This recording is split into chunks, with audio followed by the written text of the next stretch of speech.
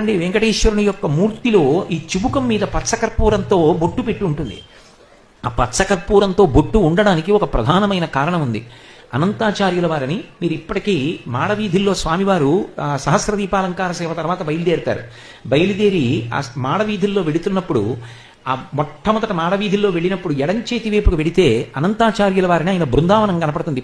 ఇప్పటికీ ఆయన వెంకటేశ్వర స్వామి వారిని సేవించాలని పొగడ చెట్టు రూపంలో ఉంటారు.